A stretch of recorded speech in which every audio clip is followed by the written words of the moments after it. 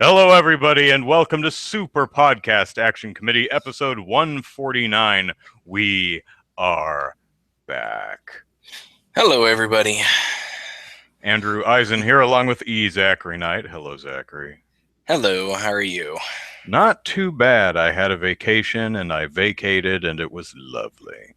And Nice. we had E3, and I have people outside staring at me. An open window is not an invitation to stare, you damn kids!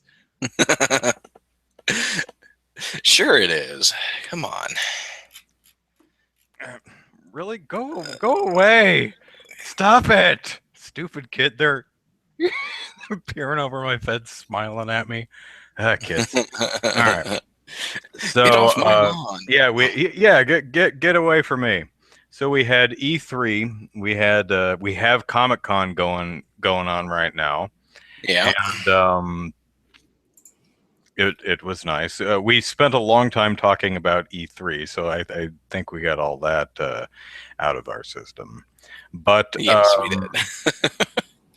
well, let's talk about what we've been up to before we get into Comic-Con stuff. We do have topics to talk about. I don't know if we'll get to them because we may just yammer about stuff. I may geek out over Ghostbusters for the entire episode. Yeah. That's right, STL creator. This podcast is free. Although, if you watch it on my YouTube channel, I think there are ads. I don't know if there are ads if you watch it live, though. And if you use an ad blocker like I do, there's no ads. So, yeah. What was it? PewDiePie made $7.5 million in 2014. Something like that. Yeah. Yeah, that's not really surprising. I mean, the man has 37 million subscribers. He releases like 3 videos a week, and averages in the tens of millions. I made, I think, like $7 last month. So yay! And well, I've got some friends. They make like $60 a day or something like that. Sweet. But they do.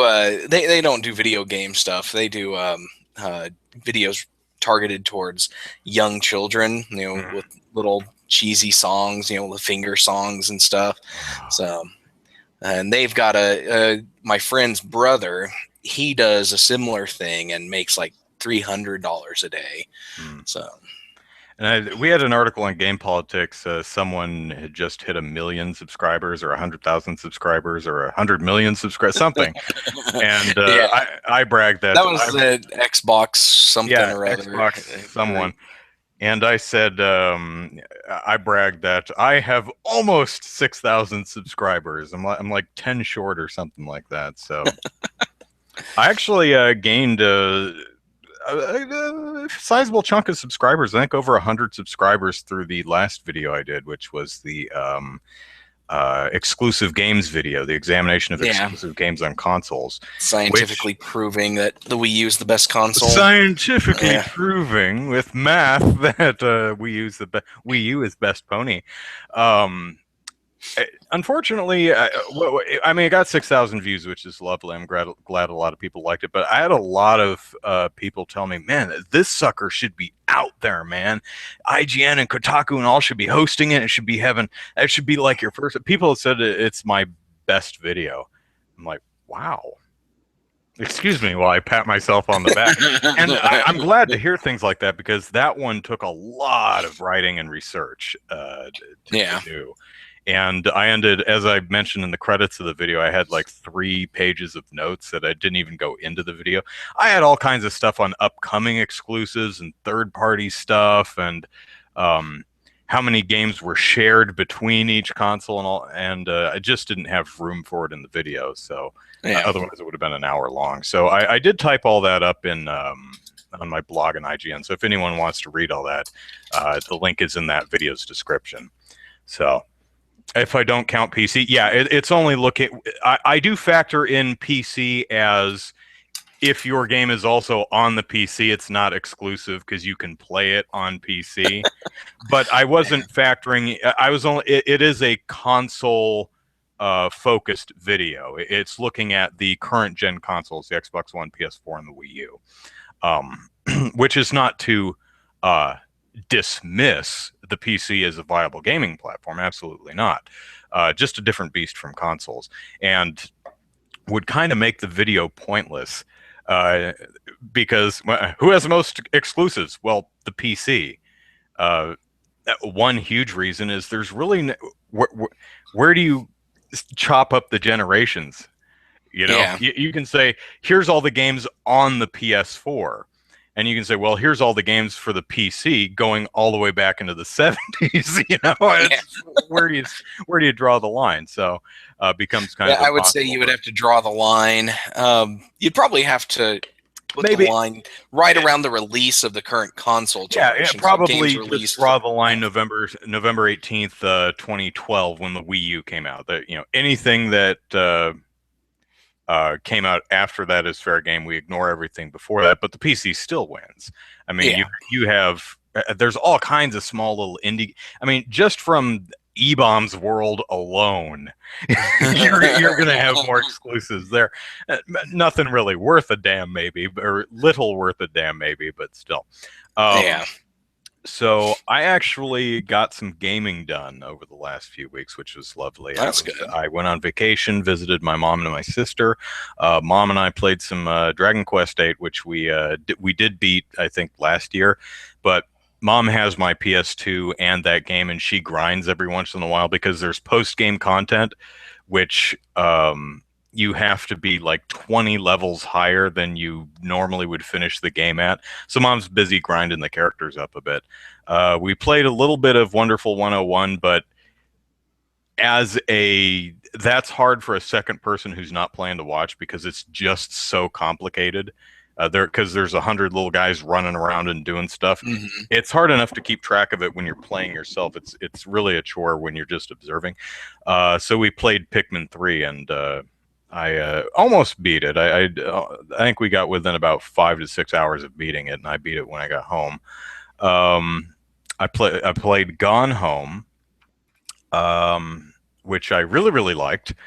Uh, I can't recommend it at its asking price of $20, but I got it on a good old game sale for $5, and I think it's absolutely worth that. Yeah, I got it on a Um, humble bundle, and I haven't mhm. played it yet, so I still need It's to. a really interesting game because the goal of the game, unlike most games, is to puzzle out what the story is. A lot of games have a story. This one, the story is the goal of the game. You arrive home and nobody's there, so you have to root through the home and puzzle together where everyone is and what has happened in the year since you've been gone. It's really interesting. I liked it. Definitely not a game for everyone. There are a lot of people who would just find it exceedingly dull, and I totally get that.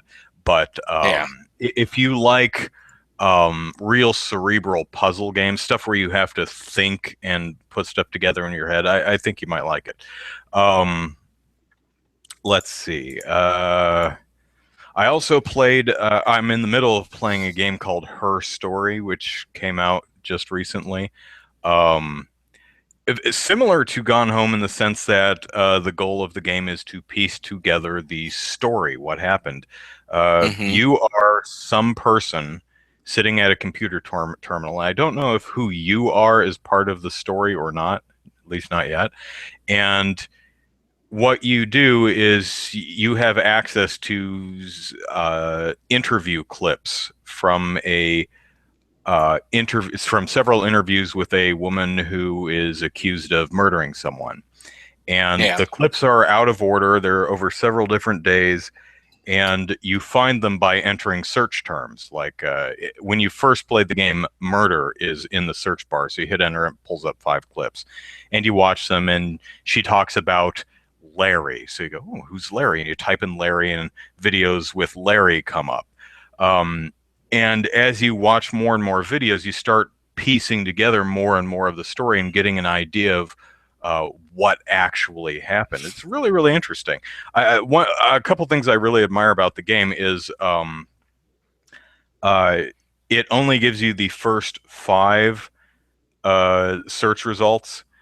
So if you type in Larry, and that's the victim's name, Larry. It's not. It's Simon. If you type in Simon, there are like 61 videos with Simon in it. It only gives you the first 5. I think that's a good design choice because otherwise you'd be like, oh God, I have like 60 videos to sit here and watch. Also, most videos are no more than like 20 seconds long, which keeps the game snappy. It keeps the pace up because if all the videos were 4 minutes long, I think it would be a chore. But Yeah. but you find a bunch of interesting stuff and you can get through them in a minute. And again, another game that's certainly not going to be for everyone. But Matthew, is it an FMV game? Yes, it's an FMV game. And I'm not Yeah, being I saw facetious. that It's when I. literally an FMV game. It's all the clips are an actor sitting in front of a camera. So you're watching a bunch of live action video clips. Yeah. Which, those things can be pretty fun, if they're designed well. Oh yeah, my But favorite you don't. probably. Go ahead. Oh, I was just saying, you just don't see them very often, and so. Yeah, yeah, and probably for good reason. Most of them sucked, but there were some good ones. I particularly like. It's a sequel. Uh, uh, Jane Jensen's the one who did the game. Uh, Why can't I remember it? I think the subtitle's like The Beast Within or something. What?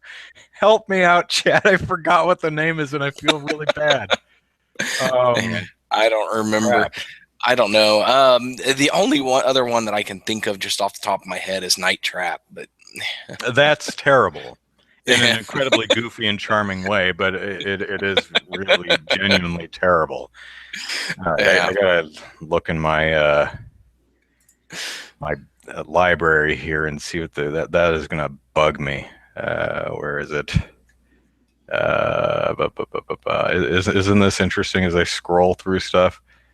Um, Gabriel Knight, for crying out loud. Gabriel Knight. I Okay, remembered the yeah. subtitle. I remembered it was a sequel. I remembered the person who made the game. I couldn't remember the name of the game. How often does that happen? Gabriel Knight, yeah. Second one's an FMV game, and it's actually really good. So, and Beast Within, not Evil Within. Did I say Evil Within? No, you said Phantasmagoria. within. Yeah, Yeah. Phantasmagoria. It's got a lot of interesting things in it, but it's really slow and really clunky and just kind of hard to play. Phantasmagoria 2 is just really weird. And it has a lot of late night B movie actors in it. Like I think Monique Parent is in it. That one's it's interesting because it's so different from the first one. Yeah. Anyway, so I've made a dent in my backlog and I keep buying new video games, which isn't. Why do I keep doing Yes, that? that's how it happens. That's how it works. But yeah. So, what have you been playing? Well, let's see. This past couple of weeks, I've played not too many games. After the E3 podcast, I got the itch to play Uncharted again, so I started playing that one, and I actually managed to gain a handle on the gun combat. I still think they should have kept gunplay to a minimum in the game and focused more on puzzles and exploration and stuff to the game. But yeah, what can you do? This is the modern video game industry. Everything has to have guns. But I finally got a handle on that, and then the game throws me for another loop and introduces a jet ski level where I have to drive a jet ski. And at the same time I'm driving the jet ski, I've got to control the person, the passenger that's with me, and have her shoot guys on the sides of the river who are trying to kill us, and shoot barrels with exploding whatever's in it, and everything. So I'm like, oh, seriously? So it took me a good 30 minutes to get a handle on that first level with the jet ski, and then I played some more of the regular gameplay, and then they throw another jet ski level in. The only other vehicle level I remember, because I don't remember too much from before, but there was a Jeep level, but the Jeep level had the AI player. She was the driver, so I was just there manning uh, the machine gun, the mounted machine gun in the back, um, blowing up bad guys as we were trying to escape. So that one wasn't too bad, but the jet ski one was just really annoying. Um, so it took me forever. I'm not done with the game yet, unfortunately. I think I'm coming up to the end, but I can't. I don't know for sure. But I really want to get done, finish Uncharted so I can start Uncharted 2. And then, let's see, another game I started playing. I only got a couple of battles into this one, but Shining Force for the Genesis. I started playing that. It's a tactical RPG, and it's a lot of fun. I don't trying to think. I think Fire Emblem plays similarly to this, where it's like you have your battle map, and you've got your guys, and you've got to move them around, and then when you go to attack somebody, it switches to a different screen, and it has your character as a very well drawn guy, avatar there, and it does an attack, and then you got the monster there. So it's like it's a very different different feel than something like Final Fantasy Tactics and stuff. But it's definitely a fun game. I'm looking forward to playing more of that. But I hear Shining Force 2 is a lot better. So I don't know. I'll have to wait to play that one until I get it. One of those long lost Sega IPs, right? Yeah. But they're still pretty fun and really good, and I'm surprised we don't see more of them. It's not the type of game that I would see make it onto a modern console, Mm-hmm. because I don't see it working in that fashion. Just because of the way the game plays, it lends itself more to a mobile or a handheld environment. Because Fire Emblem is mostly a handheld game.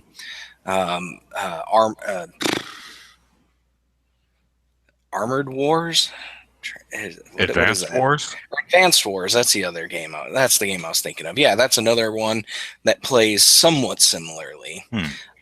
But consoles and stuff. You're looking at stuff like Disgaea and Valkyria Chronicles and Final Fantasy Tactics. That's the more style that you would see on a console, which is great, and I love those games. But it's always nice to see different gameplay styles in the tactical RPG area. And then another game I played is one being developed by a local Oklahoma developer. It's called Gnomes versus Fairies. Oh yeah. And it's the game just got greenlit a couple of weeks back. It was only on Greenlight for like 3 weeks and before getting greenlit, so that was really cool. It's just an action adventure platformer that it's pretty good. He's got some work still putting a lot of work into it to get it released. I don't know when it's actually going to be the full release is going to be, but he's got some betas up there that are still pretty fun and playable. I know he's working on at least 2 other levels, 2 or 3 levels that he's trying to complete. So that should be a while. And then the last game is Minecraft. I don't know. I think they have subliminal messages in the audio tracks of Minecraft, because I just keep going back to it and playing it. Maybe that's why I can't pick up on subliminal messages. Like I can't see those stereogram things.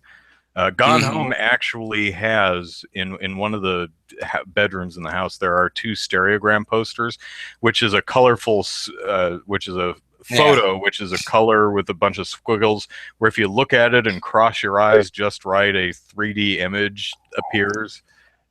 Mm-hmm. Something I have an astigmatism, so I think that's why I'm not able to see them. Either that, or I'm just doing it wrong. I really don't know. Um, but it looks like if you can see those, you can see them in the game, which is Yeah. kind of neat.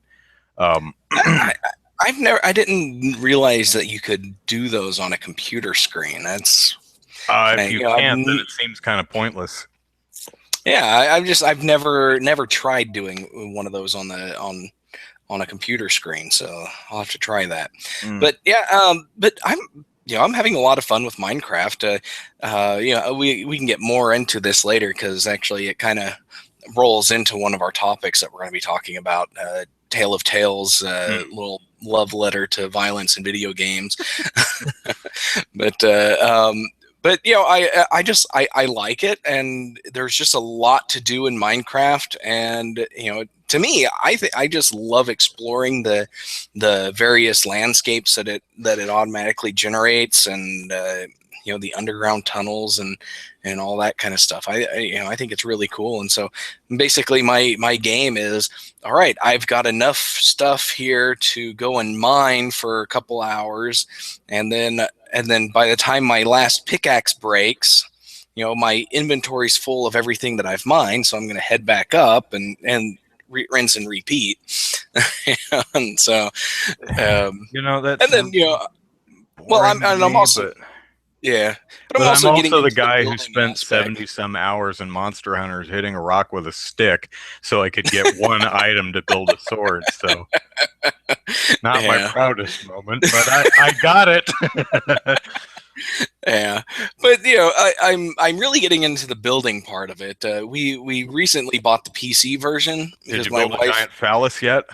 No, I hear you get an achievement for that. but yeah. We recently got the PC version, and the PC version has a lot of new building materials that the PS3 version doesn't have, and so I was like, ooh, these are nice, and so I'm building different. I'm working on building a castle. I've got one tower built, and I'm going to be building eventually building a full-on castle. But yeah, the castle I want to build is gigantic. So I don't.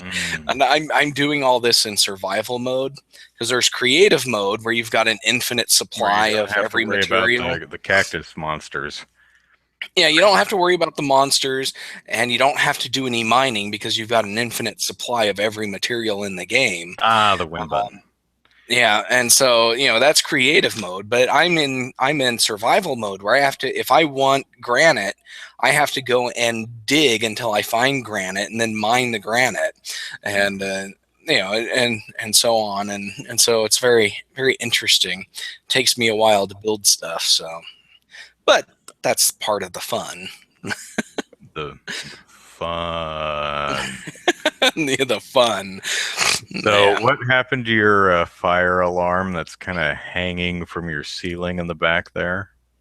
Oh, that.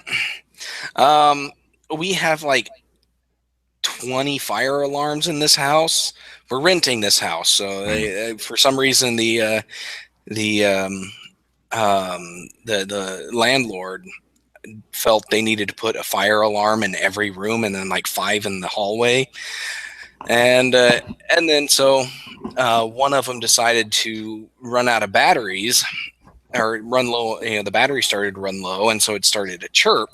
But because we have 20 fire alarms in the house, we couldn't figure out which one was chirping at us. So we just took the batteries out of all of them, and then just put batteries back into the ones in strategic locations. So we've got one in the kitchen, and then one at the end of the hallway, and then like one or two other ones. But it's like we just took batteries out of all the other ones, and so I just kind of left it hanging so we knew which ones didn't have batteries in them. Okay.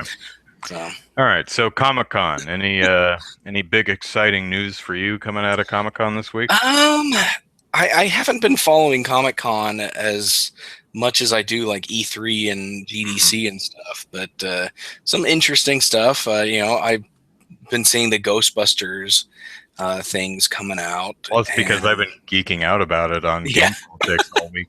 Unfortunately, none of that's really at Comic-Con. That most of that comes from the director's Twitter, Mm-hmm. and I think it's really cool that he's very forthcoming about showing off stuff from the film.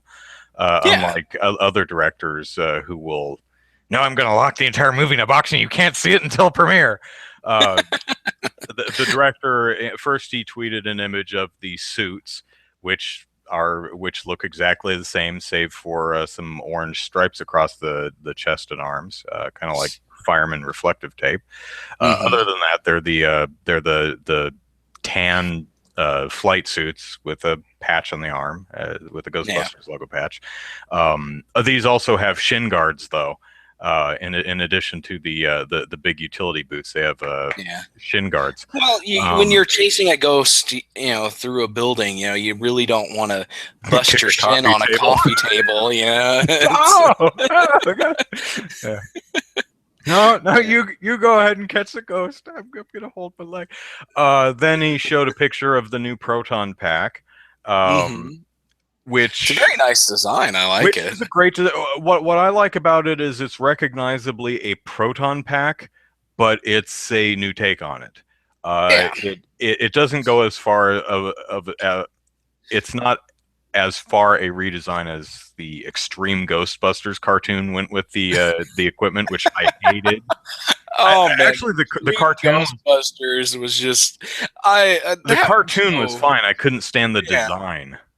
Yeah, well, the thing that bugged me, okay, you've got Extreme Ghostbusters, okay, they've got the black guy, and they got the white guy in a wheelchair, so they've got your handicap guy there, and then they got the girl, okay, and all three of the guys carry the backpack proton packs, but they give the girl a hip pack one with a little pistol, Yeah, so no. and so I'm Well, like looking at this, I'm like, she was also carrying the trap too. So, yeah, which was but this I'm looking big at this and I'm chafing like, dish looking thing.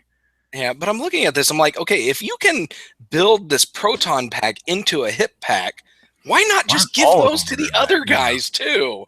Yeah, Yeah, it was the just equipment just looks incredibly stupid. stupid. But the new movie's equipment looks cool. It looks a lot more. We went to Home Depot and bought a bunch of crap and cobbled it together with the Yeah, stuff because we bought there. they've got like hard drive ribbons on there and a few other things. But yeah, it looks very homemade Mhm. and which is really Yeah, nice. even more homemade and cobbled together than the original packs, which were very prefabricated. Hmm. But still had a lot of elements that looked like this was something that they built themselves. These new packs are again, they look like something that was built out of stuff you bought at Home Depot, um, but not in a bad way. I like it. I think it looks very cool. Yeah, Then some cosplayers, people wanted to cosplay for Comic-Con, and were asking if they could have more details. And the director said, "Yeah, sure." And he tweeted a few more pictures of the pack with annotated measurements. This is 5 inches. This is 12 inches. This is 5.5 inches. To help cosplayers design yeah, the pack correctly. And Goth Skunk in the chat says, hopefully the new Proton pack sounds the same as the old one with that iconic hum as it's powering up. Yeah, that I agree with. yeah, It should, the that big bassy rumble as it hmm starts up, and the I can't do a vocal impression of it very well, but yeah, I think the sound design is probably going to want to stay the same. Um, Goth Skunk. The Ghostbusters built these packs with scraps in a cave. yeah, Jeff Bridges from Iron Man. Anyway, then he showed off the car, the Ecto One, yeah. What do you think which of that? I like it. It's Yeah. definitely an Ecto One. The thing that actually threw me is the No Ghost logo uh, does not have black filling Hmm. in behind the logo, which is kind of odd because the patches on the sleeves do, but not the logo painted on the car, which is interesting. The car is I don't know cars. I'm car-tarded, but I happen to know that the car in the original film was a 59 Cadillac, and this new one I hear is an 84 Cadillac, and 84 was the year the original Ghostbusters came out. Yeah, and this one, the original one was an ambulance, and this one's actually a hearse too. So, well, the original one was depending on which body you put on the chassis, it could be an ambulance or a hearse. But I believe it was an ambulance, though. But I'm looking at this, okay, and I'm saying, okay, this movie is supposed to be taking place in modern times, right? As far as I understand, like, it's supposed to be 2015, 16, yeah. So I'm looking at this, I'm like, wouldn't it have just been easier to just buy a commercial cargo van and convert that into their car? Because that just seems to me, it's like, okay, they're just they're going for nostalgia factor with the hearse rather than what a modern company would do. It's a good question. I wonder what just a large cargo van, what even a more modern cargo van would compare to how. I don't know what an 84 Cadillac would go for. Yeah, I don't know if that's a junker that I don't know. I don't know. That was just an observation that I made, and I'm because it just doesn't really make sense to me that a modern company would buy something 30 years old. Yeah, but people are going to complain no matter what you do, and they are. But I think if the director, who I keep saying the director because I have no idea how to pronounce his last name. Paul Feige, I think. Feige? Maybe, I don't know. I don't know. Nostalgia is greater than practicality. That's true, because if Paul unveiled the Ecto-1 as a cargo van, people are like, what? Maybe they'll have that as their secondary vehicle. Well, we've seen set photos of a motorcycle with a no ghost logo kind of drawn on the side, and people have been calling that the Ecto-2. I'm guessing it's one of the characters. Well, it does. Paul released a photo of the motorcycle's license plate, and it was Ecto-2. Oh, really? So, I missed that one. And people say, "Can we see the back?" And he's like, "Sure," and takes a picture of the back of the car. So great stuff. And then I thought the next thing he'd show off would be the ghost trap, but the next thing he showed off after a few more shots of the cast was the cast in costume with the packs and standing in front of the car, and looks like Ghostbusters. So I'm very happy. And what I'm particularly happy about is the fact that I'm actually geeking out over something. I'm really excited about this. Star Wars, couldn't care less. I haven't really followed Star Wars stuff. Although the behind-the-scenes video they released this week is worth watching. There's a lot of cool stuff there. Yeah, the other stuff that I've been watching. Matthew mentions the Killing Joke animated movie. That'll be interesting because Bruce Timm is the one who's directing that. I'm more interested in the Bad Blood, the one that's an original story.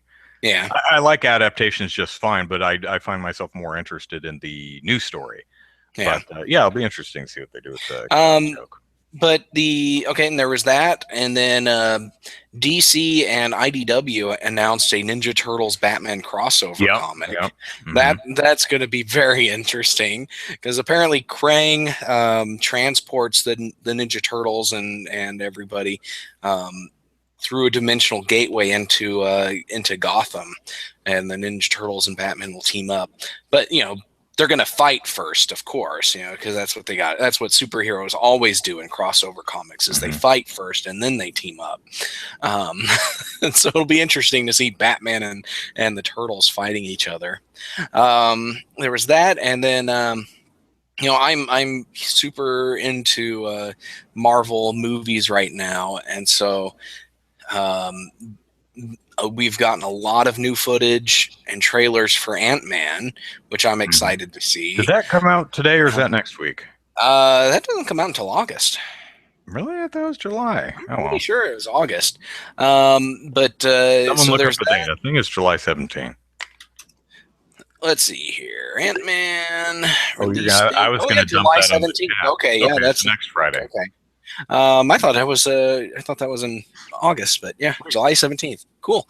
So sooner than expected. And then there's some news coming out from Agents of Shield. I'm really enjoying that show. They've got they've got a new Inhuman joining the cast. Lash. Yeah, Lash. Yeah. Who's a And relatively new character, I think. yeah, he's pretty new. I don't believe he's got a huge presence in the comic, but from based on the last poster I saw, is it Lincoln, the electricity Inhuman guy? Yeah. He looks like he's going to be joining Shield full time now, so or at least part time. So, because if he's on the poster, then he's going to be a pretty pretty steady character in this. Yeah, I hope they season. make him more interesting because I don't know if it's the character or the actor, but that guy's bland. Yeah. But and Coulson's going to have a robot hand, so that'll be cool. Yeah. Hopefully they bring back Lucy Lawless's character. I forget what the name of her. I just saw her in something. Did I see her in the trailer for the Evil Dead show? Maybe it was that. Which actually looks fun. Unfortunately, I don't have stars, so I can't watch that. Yeah, but they never actually showed her die, but they did show her get her arm cut off because she had the same thing happening to her arm that Coulson had. So I think she's dead because I don't know. Because Hunter went to a lot of trouble to get a funeral for her.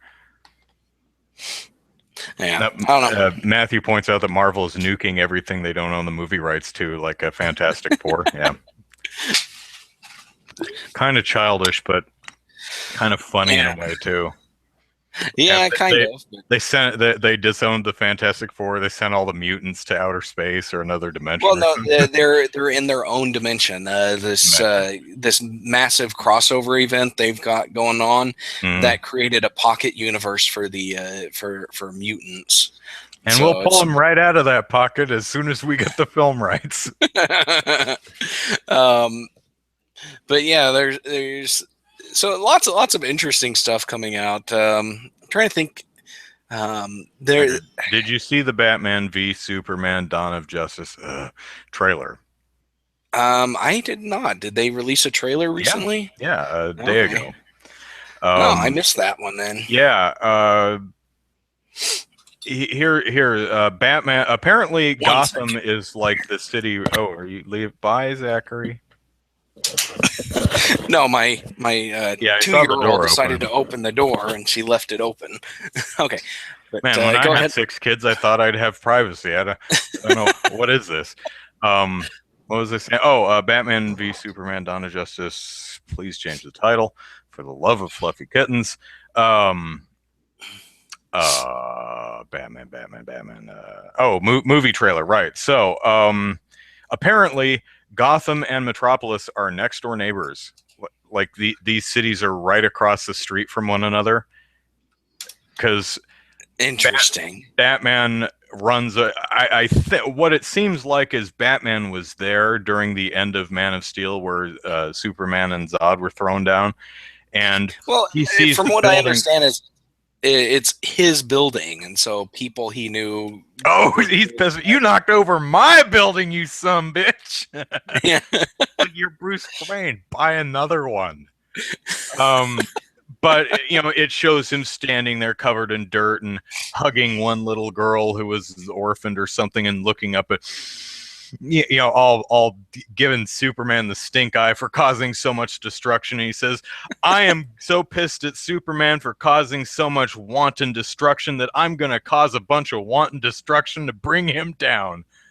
And the rest of the trailer is Wonder Woman, Superman, and Batman throwing each other into buildings. And it's like, really?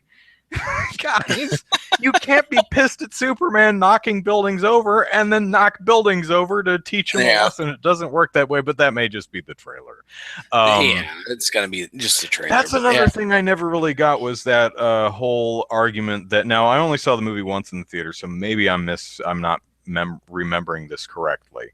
But a lot of people complain that at the end of Man of Steel, Superman completely trashes Metropolis, undoubtedly killing thousands, tens of thousands of people. Mm-hmm. Maybe I have this wrong. Here's how I remember the movie. Superman was on the other side of the Earth, dealing with those world destroyer things that were, Yeah, the womp, womp. terraforming device. Yeah. Exactly. Um, everyone in that area of Metropolis, by the time Superman got back there, was either evacuated or dead. So Superman was fighting in a very abandoned or very corpse-riddled metropolis. I don't think he killed that many people because everyone was either gone or dead by that point. Now, maybe Yeah. I am misremembering this, but as I recall, the Doomsday device was, throwing people up and knocking them down, throwing people up and knocking them down, and destroying buildings and stuff. And then Superman showed up and started beating up Zod. The whole city was nearly... Now, yeah, he was knocking down buildings, but except for the very end of the fight, it was localized in that area. Maybe I remember that wrong, but anyway, I do hope they change the title. They won't. They will. It's Yeah, but they did announce that Ben Affleck has already been directing the standalone directing Batman. the standalone Batman movie. And they So no word on a standalone Superman movie though. I don't yeah, think there's a Green Lantern's movie, Green Lantern Corps. There's a Justice League. I think it's Justice League 1 and 2. There's a new standalone Batman movie, but there's Suicide Squad, but no super. I mean, there's talks of there will be a Man of Steel 2, but no real. No one's talking about it that much. Which is I don't know. Now that I think about it, it wasn't on their timeline because they released their movie timeline that they have going, and so it wasn't released.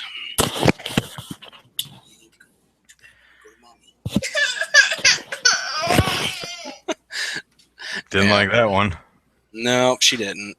So Comic-Con. Yay, Comic-Con. What's funny is everyone says, Andrew, why aren't you at Comic-Con? I said, because I'm happy to sit at home in the comfort of my chair and read all the news and not have to deal with hordes of people all over the place and smelling less than fresh. Yeah. And if you want to see my video, 3 Steps to Enjoying Comic-Con, or whatever it's called, check out my YouTube channel. Okay, we should probably, now that we're 45 minutes into the show, actually start talking about some of the topics. So let me close this week's poll, and we'll go, or it was actually last week's poll too, but I didn't feel like writing a new one because I was lazy. Okay, the poll for the last 2 weeks is, which group is more ethically challenged, video game journalists or video game publishers? Some people ask, why don't you have video gamers in there too?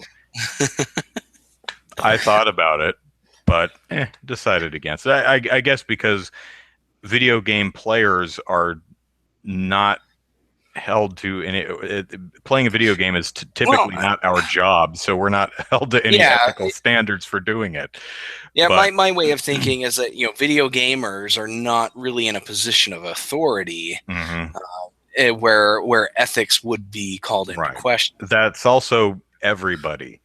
I mean, there's a line between journalists and publishers, but I doubt there are too many people that are both a game journalist and a publisher, but there are gamers who are publishers, gamers who are journalists, probably all the game journalists, and gamers who are both, and gamers who are neither. So that's just too many people. That's why I didn't add it. Anyway, who's more ethically challenged, journalists or publishers? Well, 40 to 60 split. 218 people voted. 88 people said journalists. 130 people said video game publishers. The correct answer, Zachary, is... both. I put publishers. I think publishers have a lot more power and stuff to throw around, and so they have a tendency to be a little more ethically challenged than video game journalists are, especially because video game journalists are kind of publishers consider them the part of their marketing arm, and so they like to flex their muscles when it comes to dealing with the journalists. So we had that publisher a little while back that was like, okay, we're going to give you guys review copies so you can do YouTube reviews, but we want you to send us your video so that we can edit and approve it before you can publish it. I think It's that like, was Warner Brothers and the Shadow of Mordor game. I think so. I Yeah. think. That's the kind of behavior to me that is more of a questionable behavior than a video game journalist, running ads of a video game alongside the review of the game. There are some ethical concerns there, but a lot more ethical concerns with review embargoes and publishers demanding the right to approve reviews and previews and stuff. So I also think that I also voted for publishers. Car alarms, dumb invention. I also voted for publishers. I think there are a lot more cases of publishers doing ethically dubious things.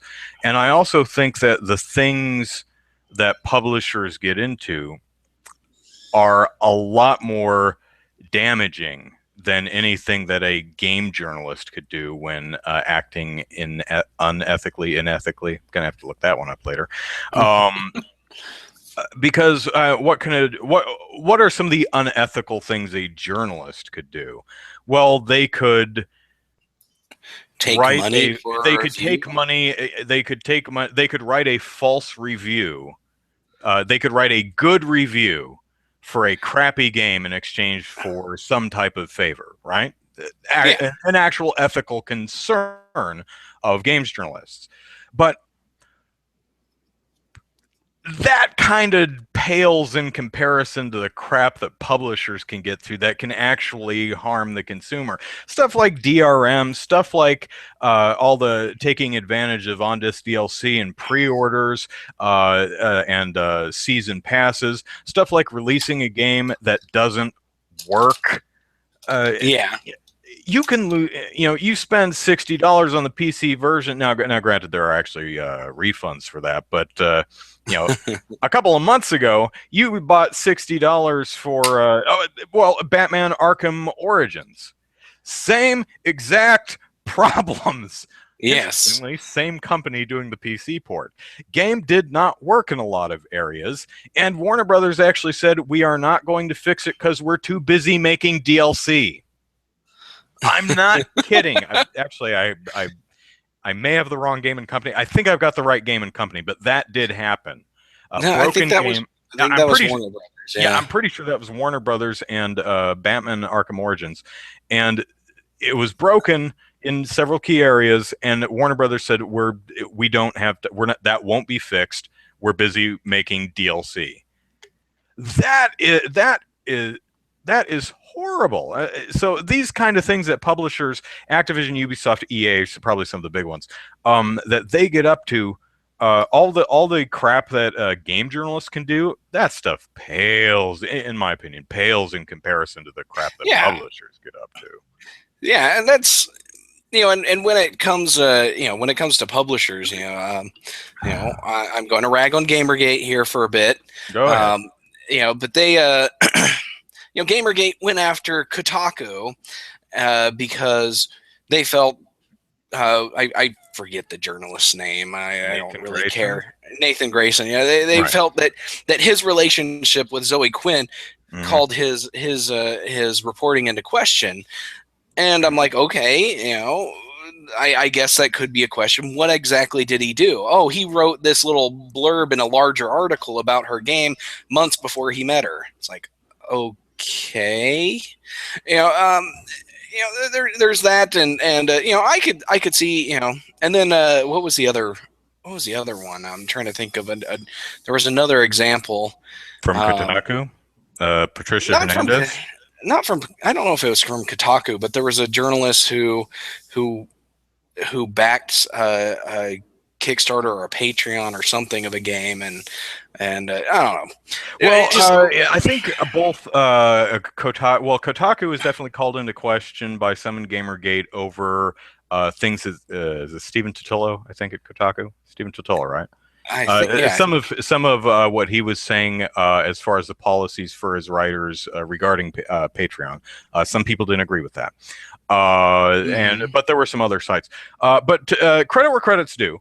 Uh, Patricia Hernandez, one of the Kotaku writers, did write about the games of a person she used to be a roommate with and did not disclose that in every single instant. I think she had like 4 or 5 yeah, instances, and she'd only disclosed it in one of them.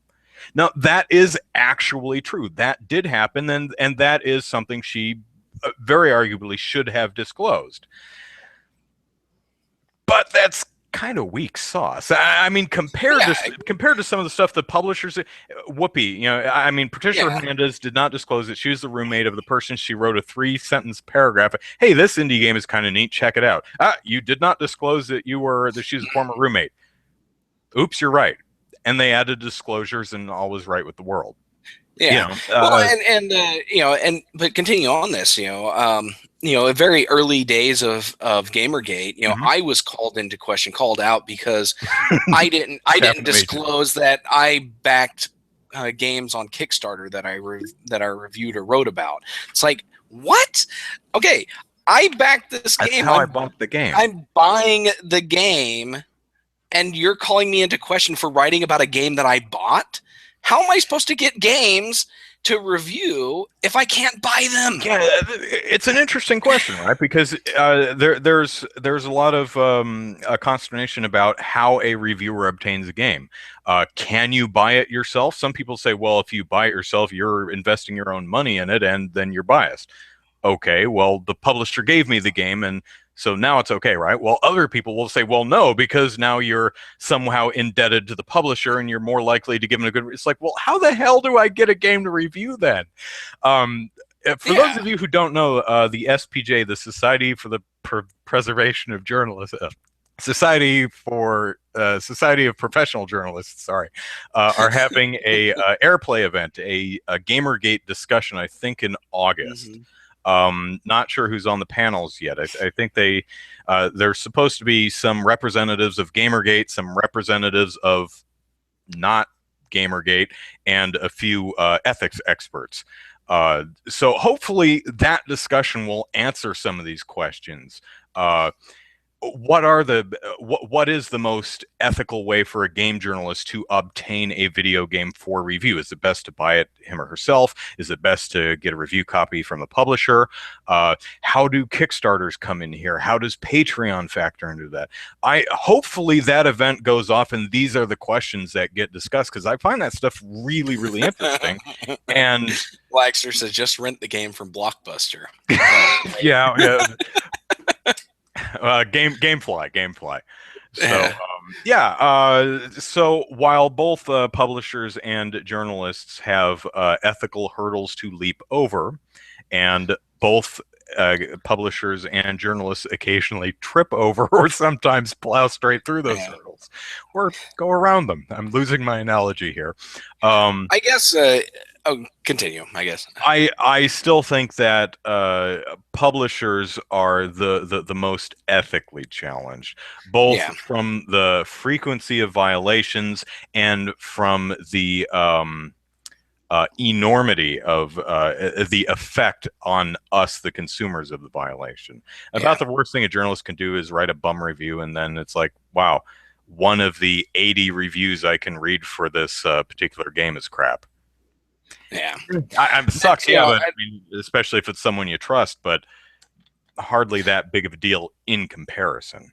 Not worthless, but, not noteworthy. Just doesn't quite compare, in my opinion.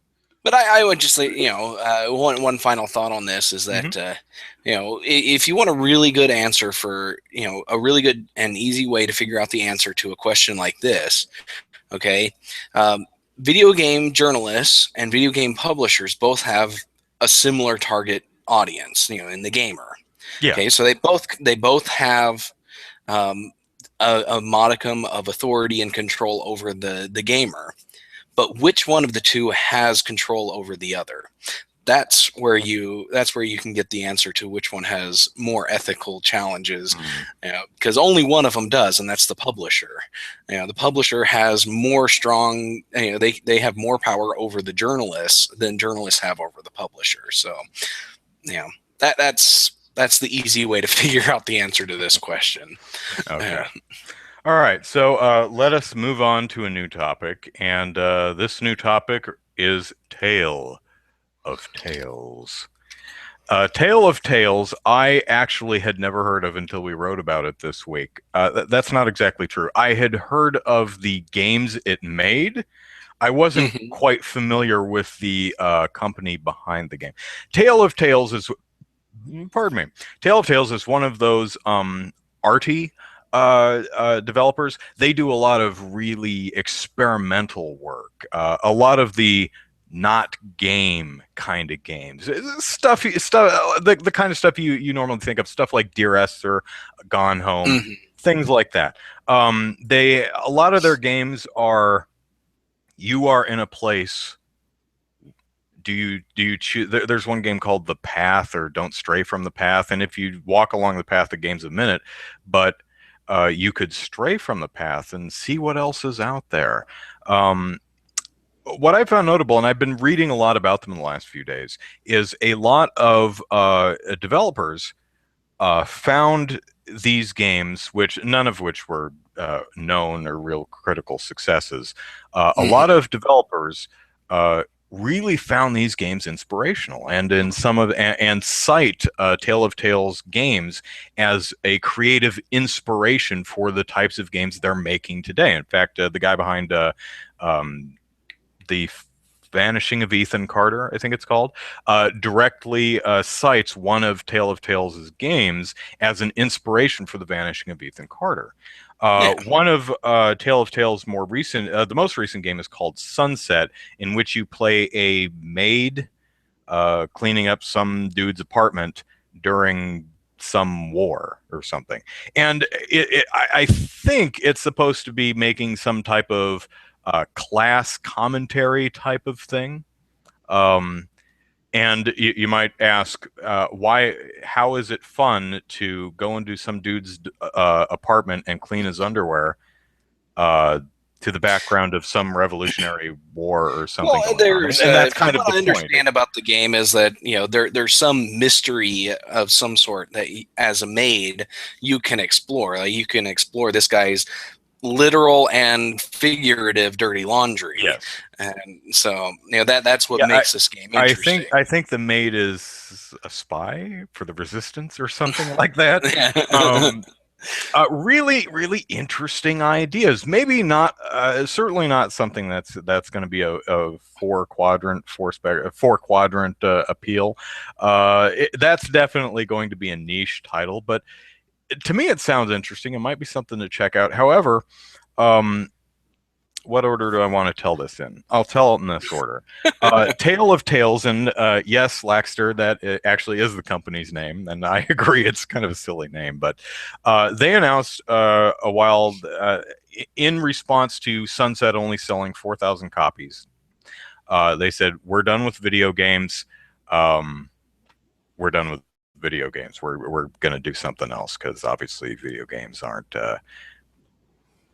we're not able to stock our fridge with hot dogs and bananas on the money we're making from video games. So which is really a shame, because they have a lot of interesting ideas, and there are definitely, I've read a lot of testimonials from different developers who say that their games are very inspirational and make them think about things in a different way, and give them a perspective to try a different approach in their games, which I think is a wonderful and valuable thing, and it's a shame to lose that. However, what I've also heard, and I have played none of these games, so all of this comes from various reviews I've read. All of Tale of Tales, yes, all of their games are not very good. Not just from the it's not very fun to play a maid, but from the game doesn't run well. It doesn't look very good. The UI user interface, the user interface is really clunky and user unfriendly. There are really odd control decisions. One example is I read in Sunset. A lot of the time you're looking down at stuff on a desk or on the floor because you're cleaning, but you can only look down at like a 30-degree angle. So a lot of times you'll be too close to something to pick it up, so you'll just have to back up until you. That's just Mhm. that's really clunky, right?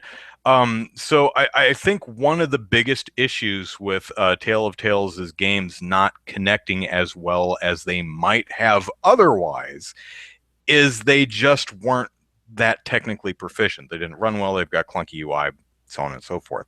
Um, I think there's definitely a space in the modern market for such games.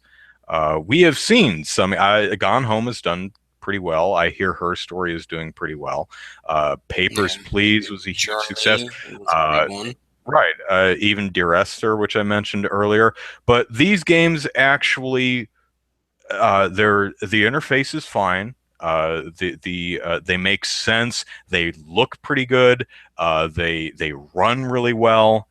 Someone said I can run Witcher 3 perfectly with all the settings maxed out on my rig, but Sunset, which is a kind of a cartoony, blocky looking game, does it stutters. That's a Yeah. problem. I don't So think it was what? Sunset. I think it was a different. Well, it might have been Sunset. Yeah. Well, But yeah, whichever it one. was. But it was.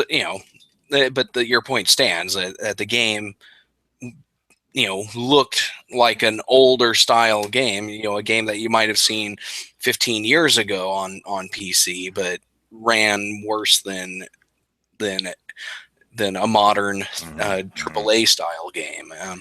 But yeah, so Now, here's where the story comes in. Tale of Tales wrote a blog post recently, and it looks like it's understandably not handling the failure of Sunset and its subsequent decision to no longer make video games very well or very graciously. Did you read their post, Zachary? yes, I did. Yeah. Okay. Um, I read it twice actually, once on their website and once when they republished it on Gamma Sutra. So yeah. I wanted to make sure that I had the whole story, Let me understood the whole thing. let me read. Telltale seems to be blaming kind of the violent games industry or the industry for making too many violent games and kowtowing to the bloodthirst uh, of borderline psychopathic or sociopathic video gamers, and there's no room for our type of games when all that sells are violent games and yada yada yada. Let me read part of it. They write, "We don't need theories about the correlation between violent games and violent behavior. Many players of violent and antagonistic games engage in violent and antagonistic behavior. Whether violent people are attracted to games or games arouse violent emotions is irrelevant. Anyone who has ever been attacked by a gamer lynch party knows that a certain number of people who play antagonistic and violent games are aggressive, intolerant, reactionary, misogynist, and so on. A game industry that caters to such people is at least guilty of supplying the most horrible species of our societies, Specimens. I'm sorry, specimens of our societies with an excuse to feel good about themselves, but I believe it goes much further than that." And it concludes with, "A game developer who claims to be a peaceful, tolerant person while producing murder simulators is a hypocrite. I will not accuse them of being directly responsible for mass shootings and online harassment, but they are beyond a doubt guilty of neglecting to prevent such things." Yeah. So yeah. Also, Yeah, there's for a those playing for those playing the home game or keeping score at home, no. In fact, not all games are violent. In fact, most of them aren't. I think in 2014, only what was it, 12% of the games rated by the ESRB were rated M. I mean, I don't. granted, I like haven't checked.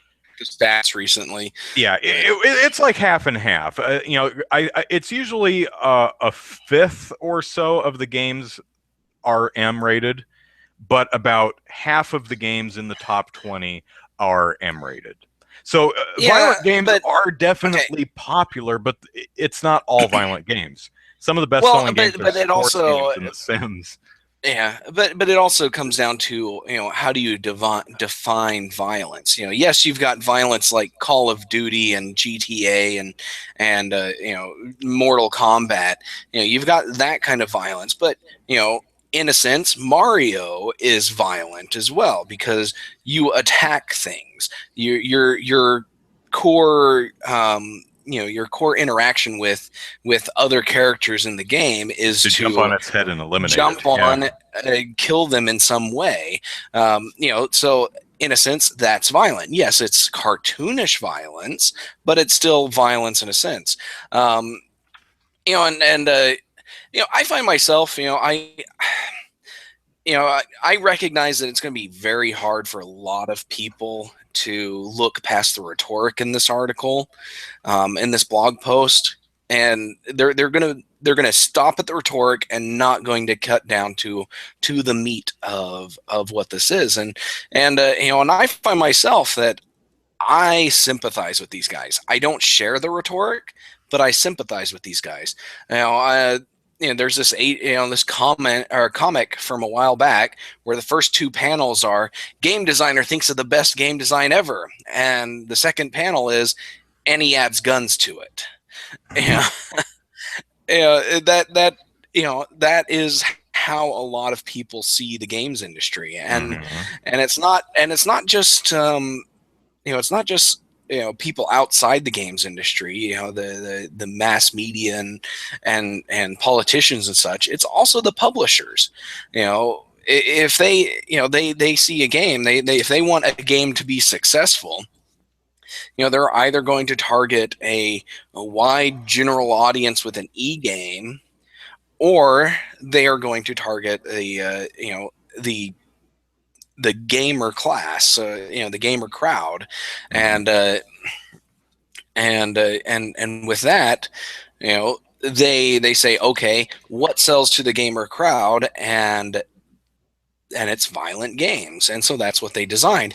Yes, they design T-rated games like Uncharted, which to me that drives me nuts. That I love the platforming, I love the adventure, the puzzles and everything, but it's like the first few levels of the game are very puzzle and platform heavy, but then the second half of the game that I'm playing is very combat heavy. And it's like, what happened to that? Did you guys just run out of good ideas for puzzles, to advance Yeah, the yeah. story? There are a lot of games Uh, that actually the combat is the least interesting part of the game. I haven't played Uncharted, but yeah. I hear that's true for that game. Likewise, the Tomb Raider games, Prince of Persia, Hmm. the combat is you're clambering around the environment and jumping off stuff, and then you get into a bunch of guys rushing. You're like, ah, and you mash on the button. It's like, go away! I want to climb on stuff. So yeah, Yeah. yeah, I totally And get so, that. and when I play a game like Minecraft, what draws me into Minecraft is not fighting the zombies and skeletons and creepers and stuff.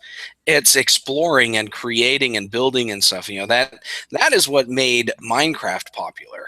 Minecraft's made it's made $50 million on its own, and made Notch $1.5 billion by selling it to Microsoft. That game made its mark on the non-violent aspects of it. That's what people love, and to me, that's the kind of creator I would like to be. Mhm. Someday, is be able to make games that don't focus on violence. Have other aspects. I think of game ideas that I would like to do. Like, a while back, I thought of a game where it was a tactical RPG style game, but instead of fighting, you had a crew of characters with the unique abilities, and the goal was to, achieve whatever a goal you had in the game. Like, it was kind of an adventure game where you were competing against another team of adventurers to try to find this treasure, type thing. But instead of fighting the other guys, you had to use your characters, abilities, demolition and tracking and stuff like that in order to find this stuff. But that's just something that I thought of, and I'm like, if I did this game, I would want to avoid violent conflict, at all costs. But that's just me. Laxter asks if I kill things in my in my game, and the game I'm currently developing is a Zelda-style adventure game. So yes, there is killing in there, and but to me, that's the level of violence that I actually enjoy. I don't mind violence so much when it's done in such a way that fantasy style violence, I guess. You know, Uncharted is probably the most violent game I played recently. And it grates when I have to get to the combat sections. But Beyond Good and Evil is another game where yes, there are violent components in it, but that's not the core component of the game. The core component of Beyond Good and Evil is the actual exploration and spy aspect of it. But yes, there are the capstone boss fights and stuff, which can get really annoying. But yeah, I think there's a lot of room for stepping outside of violence. If you can't seem to get violence out of it, get fighting out of it, try to make it a side thing in your game. Going back to one of my favorite games from my youth was Indiana Jones and the Lost City of Atlantis. Yeah. That game,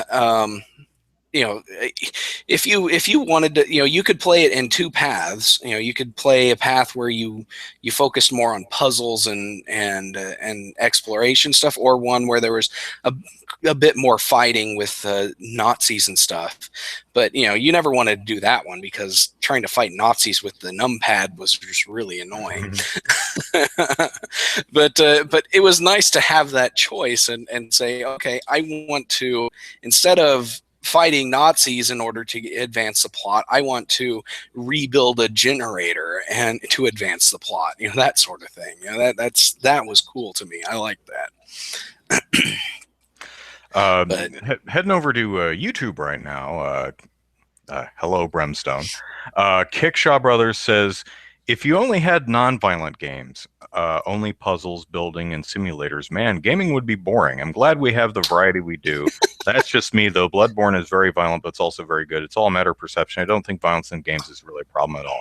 Yeah, you're right. It's not. And I want to be clear here that when people talk about alternatives to violence in games, they really mean alternatives to violence. Shouldn't be the only thing that games do, and it's not.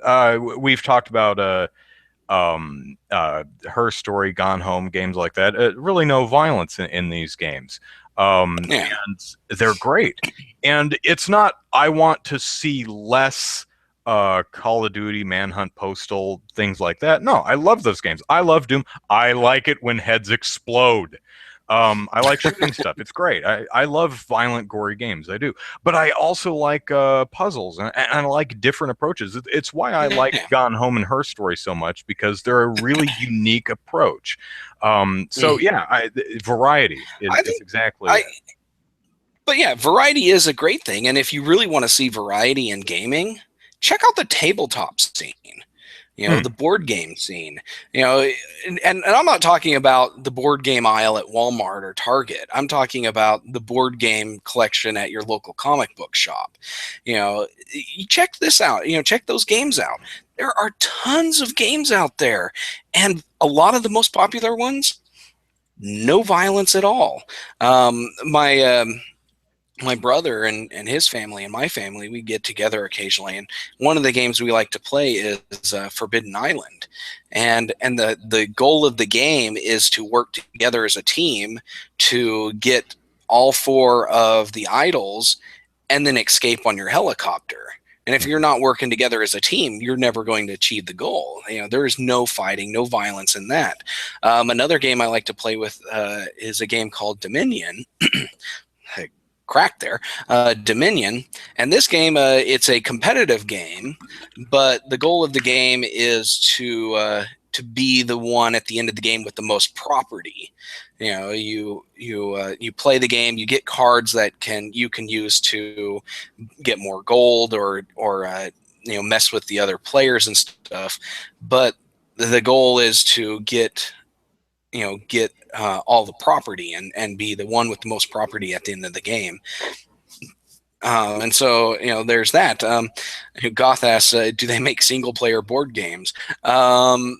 That's something I'd have to look into, because board games are typically a multiplayer affair. You tend to buy board games in order to play with other people, and so I would have to look to see how many single player board games there are, because that would be I kind of happily interesting. set up Mousetrap and just played with the trap. So. Yeah, but there are a lot of games that you can play single player. One of the games that I've got here is Lego Heroica, and yes, there's fighting in it, but it's a game that's designed to have two or more people playing it, but it's perfectly playable by a single player. So it's if you wanted to play it by yourself, you can set it up and attempt to play it by yourself. And it's perfectly possible. But but yeah. Solitaire is a card game, and card games are their own class of tabletop gaming. Yeah. There's actually a bunch of really good solitaire games. My mom taught me a bunch of them.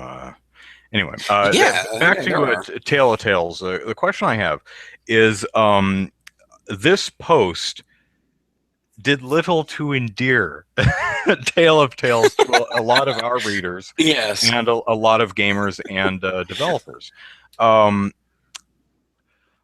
Like I said, very few people are going to be able to look past the rhetoric in this article. Yeah, not a well advised. It really reminds me of a Paranautical, I think it was called, from several months ago, where it was a game that accidentally got pegged as an early release or early access game, and the one of the developers said, "F Gabe Newell, I will eat his heart with a spoon," or threatened to kill Gabe Newell.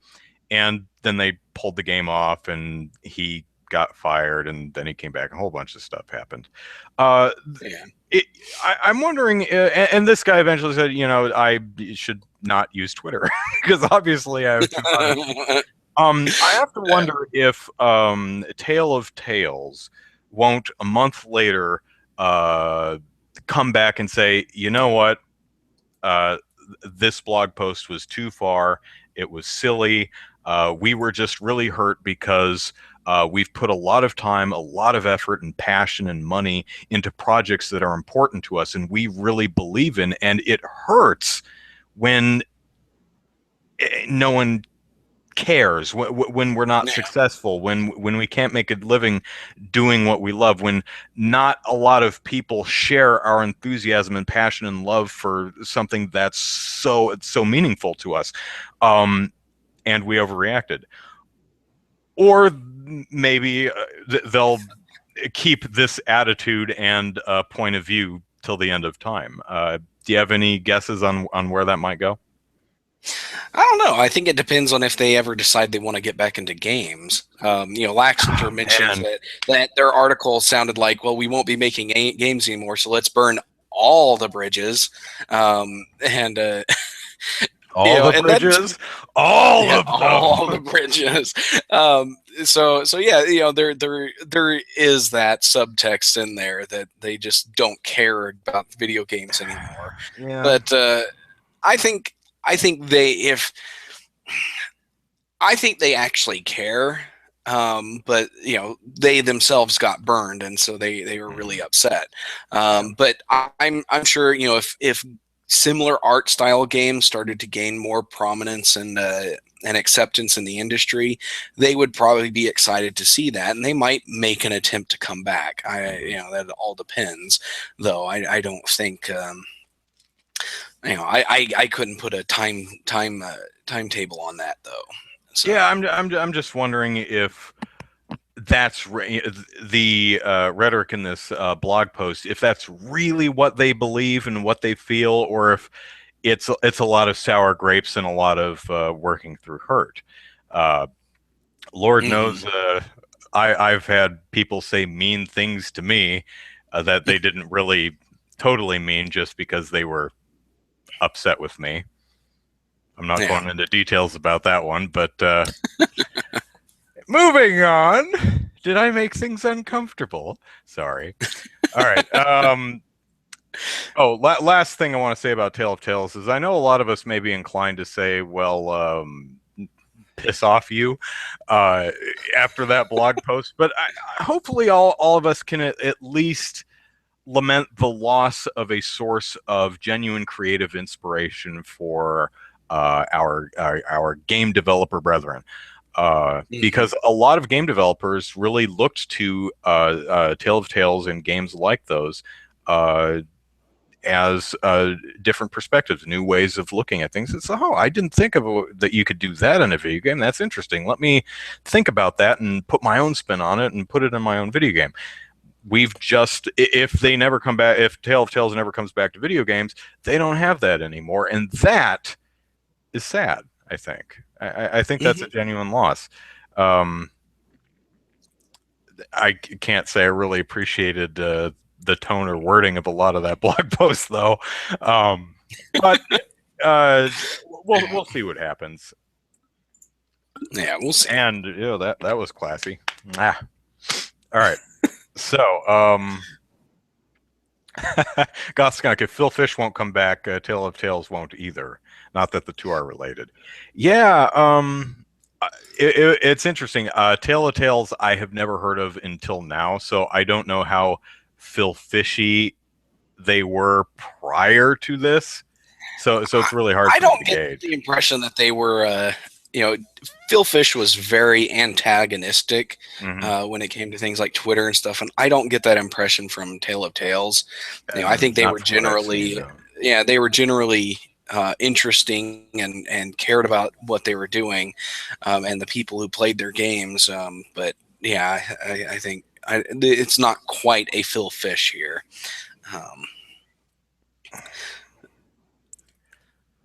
Yeah. So, okay, let us move on because we've been blabbering forever. Okay, here's an interesting story that I wanted to comment on because I have opinions. There was a report in Digitimes. Yeah, in Digitimes, which I've never heard of, reporting that the Nintendo NX, the successor to the Nintendo Wii U, we assume, could start production, at least for the first batch of test consoles, as early as October, with a targeted launch of July 2016, and that Nintendo plans on shipping 20 million Nintendo NX systems in its first year. Wow. Now, a lot of websites ran with this, and to be clear, they all rumor, this place reports that this is happening. We ran it too. However, that is the biggest bunch of crap I have ever read. That is no. There are so many red flags in this. That is the dumbest report I have ever seen. First of all, none of Nintendo's consoles have launched in the summer, so I seriously doubt the NX is coming out in July. Also, July 2016 still feels way too close. And that they're going to start manufacturing now? Far as I know, and I'm certainly about as far away as from the people who would know, but no one has any dev kits. If this came out in July, there'd be no games. Well, there was that one YouTube video that purported to show a Nintendo um, dev event where they showed off the NX to a bunch of developers, but Yeah, but yeah, that I was know fake. that was completely fake. It was proved over and over again that it was fake. But yeah, I seriously doubt Nintendo is starting production this year at all. Yeah. Um, No, today is I could see a limited production run of prototypes going in October, but I certainly don't believe that the console yeah. is starting to hit manufacturer for release in July, They, and that Nintendo is so arrogant it thinks it's going to ship 20 million in its first year. yeah. Not gonna Um, happen, folks. Sorry. I I could mean, you would definitely have to see hit some a prototypes and some early dev kits coming out this year and early next year, but yeah, nothing. Not any serious development on a system. Yep. There's just no. Yeah, don't believe that for a minute. I do not believe that the console is coming out in July. I do not think that Nintendo is even going to try and ship 20 million consoles in its first year. Um, that is pie in the sky there, man. Anyway, Mm-hmm. okay, so that's just something I wanted to get out there because I saw that it was reported, it was marked as rumor, but I didn't see really many people actually opine on it, which I found kind of interesting. Maybe I'm just a Yeah. Nintendo fanboy and I feel I must talk about that. Okay, last topics. I swear. Sega says admits that it has betrayed fans and looks to do better. And their plan, They have a plan. Sega's plan is to release games when they're good and not worry so much about we need a Sonic for this August. Make one, and whatever state it's in, it comes out in August, and boom, Sonic or Sonic boom. Yeah. Golly, I think it would be nice if Sega would take some serious effort here. Um, what really bugs me is that the only real interaction I've ever had with Sega was when I first got a PS3. I got one of the backwards compatible ones because I really wanted the backwards compatibility. And so I bought 6 games that I really wanted to play. So I got a console, gonna buy some games, and one of them was Sega's. Oh golly, now I gotta remember the name. Resonance of Fate. And I was like, yes, this game looks awesome. I want to play it. And so I go and I get it. And I put it in my system, and it freezes in the opening cinematic. And I'm like, okay. So I check with the disc. Everything looks fine because I did buy it used. And so I'm like, okay. So, I tried it a couple of times, and then I tried it on my brother's PS3. He didn't have a backwards compatible one. Worked just fine on his console. And I'm like, okay, well, maybe there's a problem with my console because I did have another problem with a different game. I forget the title of the other game, but so I was just like a very similar problem with it. So I was like, okay. So we took the console back to the game store and traded it for the exact same model and had the exact same problem on this. And so I was like, okay.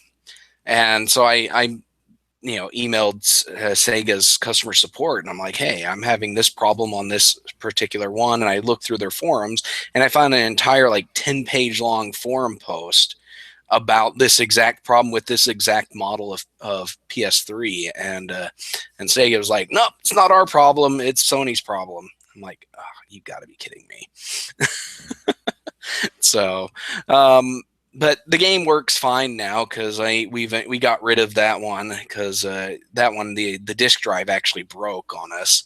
So we were like, screw it. We took it back and it was a year later before we finally got a new PS3 and we got one of just the new slims. And so the game works fine now. Don't know why. But yeah, that's my only interaction with Sega directly, and I wasn't too happy with them. I love this comment from Sega to Famitsu, and this is a translated quote, so keep that in mind. Um, I've been talking to employees about how Sega should start putting serious consideration into quality from this point on, particularly in North America and Europe, where it's always more of a focus on schedules. Yeah, so Sega has been. We need this game comes out at this point in time. End of story. Yeah. But now, if only we could get Capcom to see the light like this too. Exactly. Man, that would be very nice. Sega also noticed that its Japanese-focused games, like the Yakuza games, have been doing really well. Games they've been taking their time on and releasing when they're ready. So maybe they'll learn. Although some of the Sonic games I've seen over the last decade, I don't think another year in development would have helped them. They were just crap. Now, Sonic Boom was just flat out broken. And to be fair, a lot of people really liked Sonic Colors and Sonic Generations, and Laxter pointed out Sonic Lost World some people liked. And Sonic All-Stars Racing Transformed was, some people say, is even better than Mario Kart 8. So it's not like Sega can't make good games. They just don't. And James pointed out a few franchises that he'd like to see come back, like Shining Force, Virtua Fighter, and Phantasy Star. And we are seeing a Shenmue 3, which hopefully the controls don't completely suck like they did in the first game. I don't know if any of you actually played Shenmue on the Dreamcast.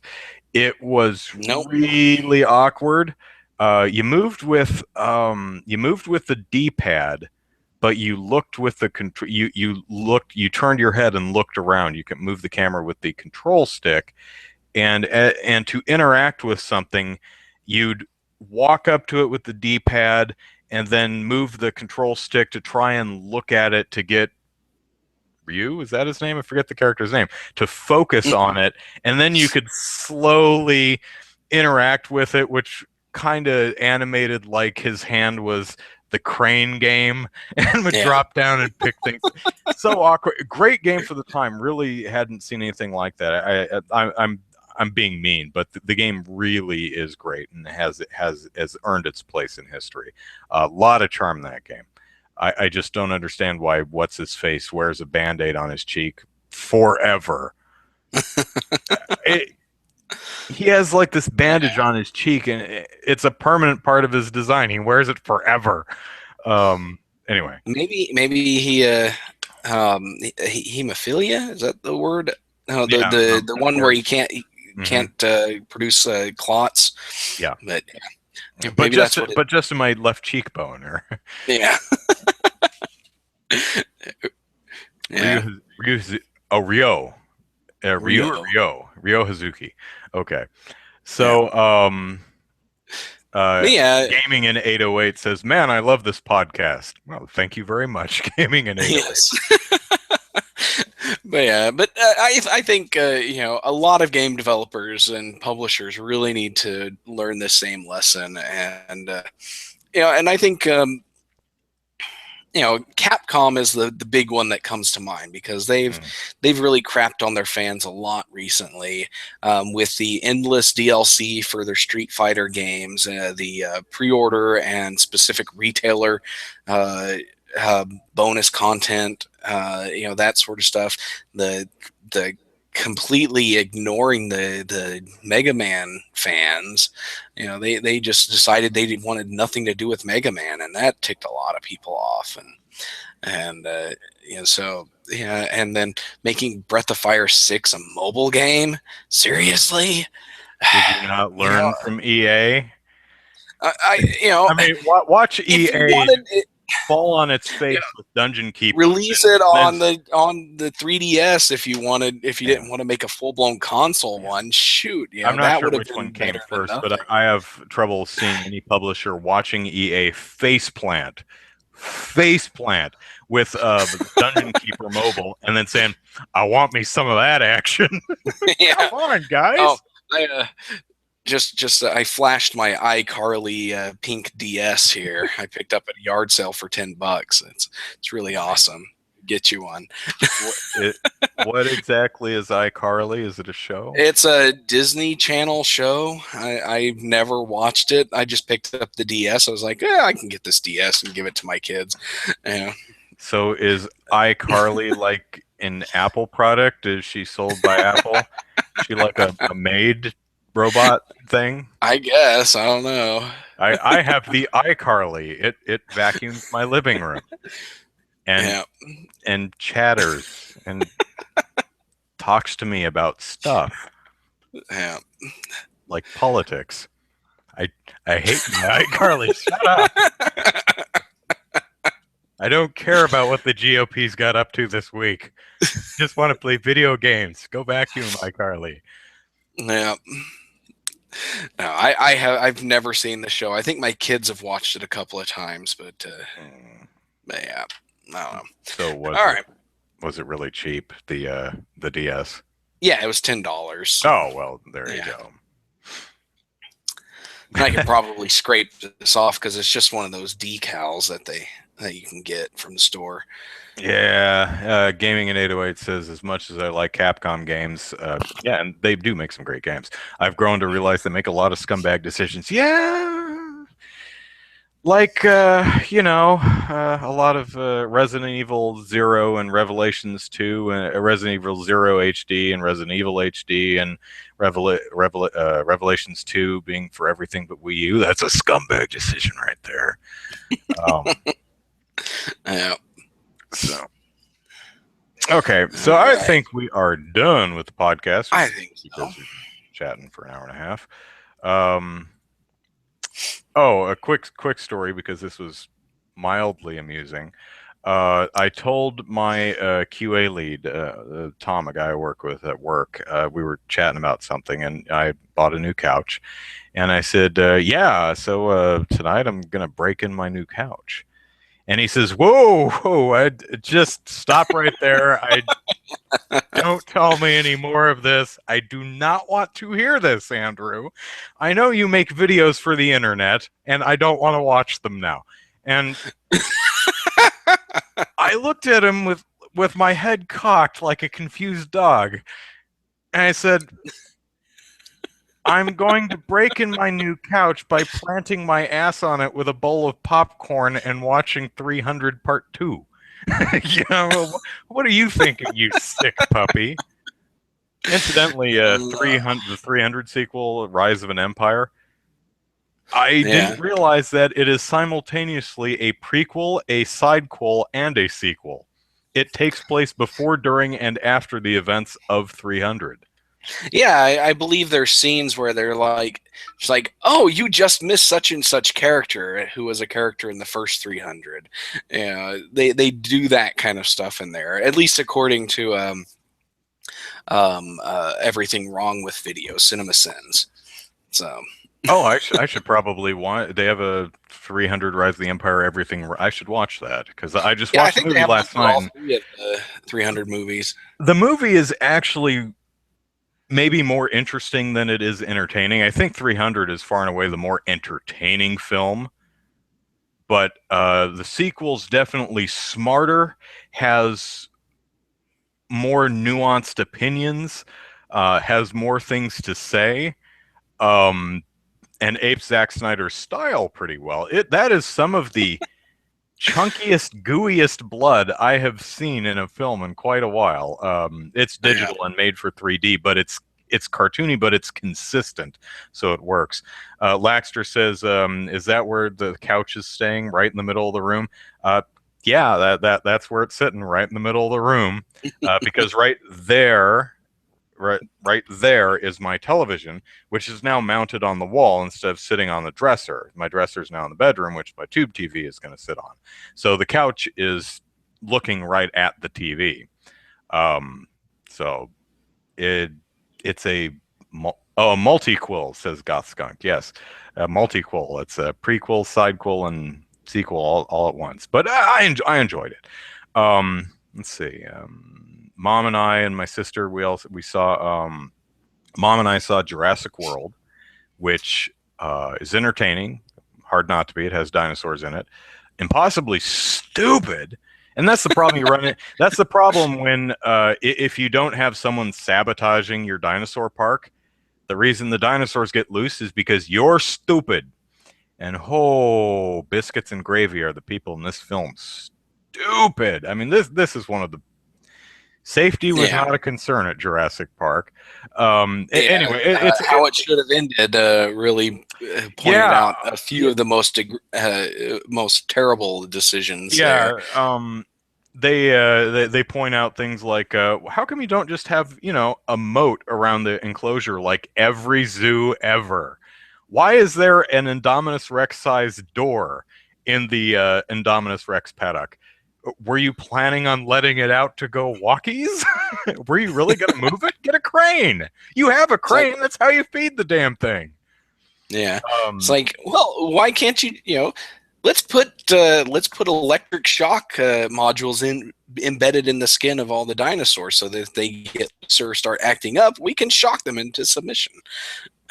Now I totally forgot. I'd have to watch the movie again. I forgot they even mentioned that the dinosaurs had shock things in them. But maybe that's to keep them away from the hamster balls. I don't know. But the Oh, movie maybe. is. Oh man, the movie is Goth Skunk says clearly they spared a few expenses. Yeah. Oh man, is the movie super stupid. Um, it's fun though. There are dinosaurs in it, and they rampage, and it's fun, and the ending is gloriously stupid, but in a fist pumping yeah kind of way. Um, let's see. So mom and I saw that like that. Mom's sister and I saw Inside Out, which is the Pixar movie, and I will admit I cried Yeah. because that cat joke at the very end had me laughing so hard tears were streaming down my face. And that counts as crying. I am not a cold-hearted monster. Anyway, I liked Inside Out. I thought it was cute. And then my sister and I saw Spy, which is the Melissa McCarthy movie, which is sold as kind of an Inspector Clouseau, bumbling, incompetent idiot somehow manages to solve the case and save the day. But it's not. It's Get Smart. It's kind of billed as a Get Smart movie. Actually, they made a Get Smart movie, didn't they? I think that Steve Yeah, Carell. Yeah, they they did. did. But it's not that. It's about a spy who works in the background and is super competent, but no one, including her, believes it because she has really low self confidence until she gets out in the field and goes, "Oh, holy crap, I can do this!" And it's a fun. It's a good movie. My Yeah. sister and I really enjoyed it. So, you seen any movies lately? I watched last night. I watched a movie called Maggie, starring Arnold Schwarzenegger. It was Ooh, a how is family. that? Oh, hey, is that one you were wanting to watch? Yeah, because I always love watching Arnold act. Yeah. Oh, it's a movie. It's basically a family drama with a zombie apocalypse backdrop. Uh, but the when somebody gets bitten by a zombie, like in most other movies, they instantly or within a few minutes turn into a zombie. But in this one, it's a long and painful process of being bitten to being turned into a zombie. Like it takes several weeks. And so they've got protocols in place where it's like people who are bitten have to be quarantined and all this stuff, but they make exceptions and stuff. So Arnold Schwarzenegger was able to bring his daughter home for the last few weeks of her life, before her unlife begins. And so it was just him, trying to spend time with her and then and then trying to decide what he's going to do when she finally turns. So it's a very interesting movie. I was actually really tired when I watched it, and I ended up falling asleep and missing like the last 10 minutes of it. But my wife filled me in, and I was like, yeah, that's pretty much what I thought was going to happen. She turns into a zombie and Arnold Schwarzenegger hacks her head off. Pretty much, yeah. But it's a pretty good, pretty interesting movie. It's a we got it from Redbox, and the reviews on Redbox weren't very kind. It's got 2 stars out of 5. But What other movies did I watch recently? I know I watched something else, and I can't remember what it was. Yeah. Gaming in 808 says, have huge dangerous carnivores and no contingency plans like remote controller collar. Yeah, I think one of the biggest things that's jumped out to me was the fact that this is an island that is routinely racked with tropical storms, which was a problem in the first movie. Same island, remember? And they have no evacuation plan, no shelters there. You'd think that every major building there would have some type of storm shelter in it. And they'd be like, everybody get to the storm shelter. We've got a large dinosaur. I mean, a storm coming. Get into the storm shelters to get away from the storm. Yeah. Oh, and also there's I think the I don't know why the dinosaur they lose track of the Indominus Rex in its enclosure. Oh God, it escaped! And then they're running around. And they're like, oh wait, we have a tracker on this thing. Doot, doot, doot. Hey, can you track the Indominus Rex? He goes, yeah, it's in the pen. Oh, you think we would have checked that to make sure before three people with no weapons just marched right in there? It's like, wow, really? Yeah. I mean, they've got the thermal sensors. I mean, my first thought might be, well, the thermal sensors might not work. Let's check the tracker just to be sure. And why is the tracker information not here on the console with the thermal imaging stuff? Why do I have to call the control room? Makes no sense. But then again, we would not have a movie, so... Yeah, I looked at my Redbox receipts. The other movie that I watched recently was Taken 3.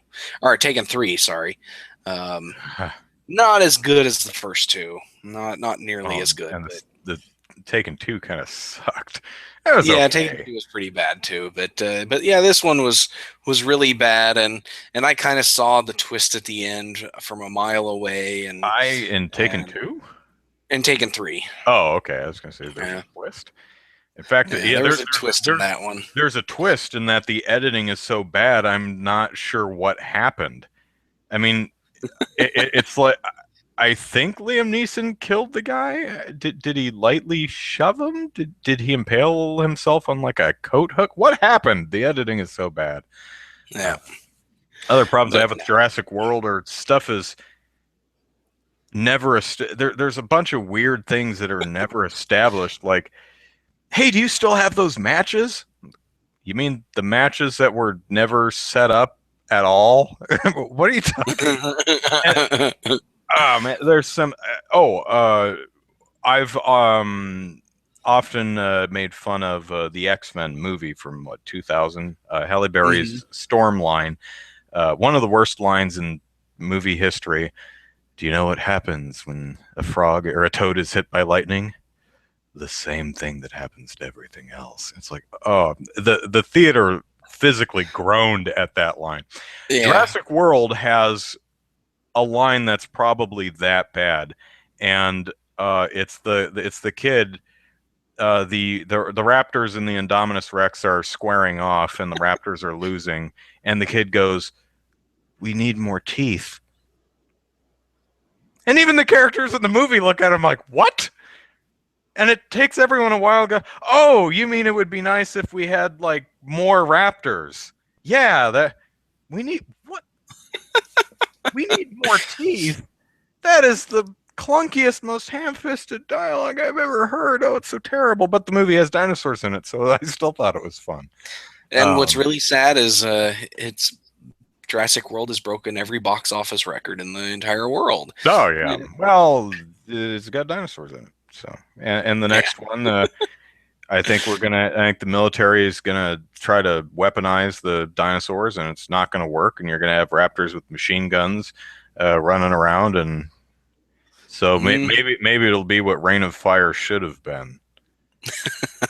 Yes, Reign of Fire was such a disappointment. Oh, man. Because I was like, I wanted to watch that. Screw that up. Like, wait, jet fighters versus dragons. This is going to be awesome.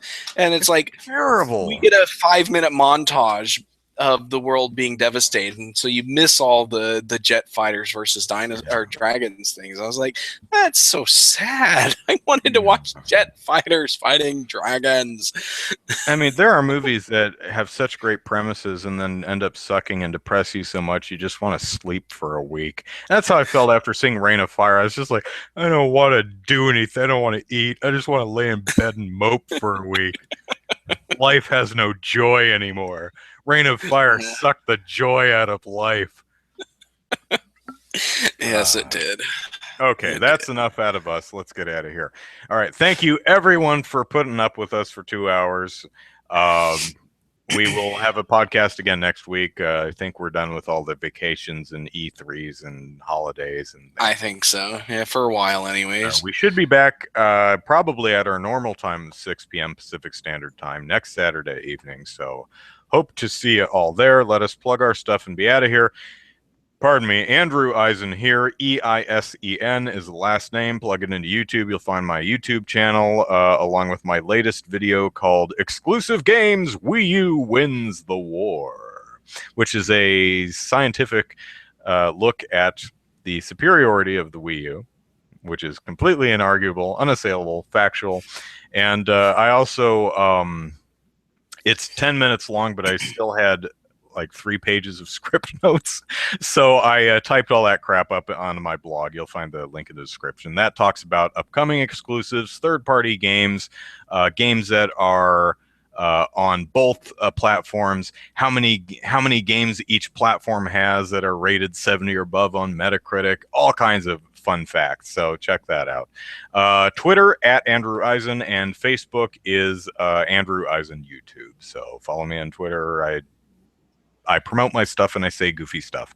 And Facebook, same thing pretty much. So that's where you can find me. And there we go. Oh, I've almost hit 6,000 subscribers. So yay me! I'm gaining on you, PewDiePie. All right, Zachary, plug away. All right. You can follow me on Twitter at Easy Night, and you can also check out my game development work at DK_gaming on Twitter, and it's divinenightgaming.com. And you can also check out the Oklahoma game development scene at OKGameDevs on Twitter and OKGameDev.com. And so check all that stuff out. All right. You've been listening to Super Podcast Action Committee, episode 149. You can send us email at superpackpodcast@gmail.com. Follow us on Twitter at superpackpodcast, and like us on Facebook. So we will see you next week for a nice round number of episode 150. Take care. See ya.